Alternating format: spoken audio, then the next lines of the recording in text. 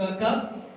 అందరికీ కూడా యేసుక్రీస్తు పరిశుద్ధ నామములో వందనాలు చెల్లిస్తున్నాను.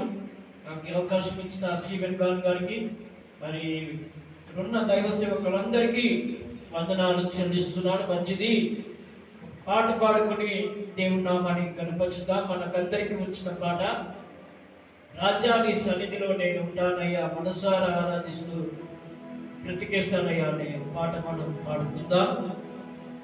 రాజా నీ సన్నిధిలో నేనుంటానయ్యా, మనసారా ఆరాధిస్తూ బ్రతికేస్తానయ్యా.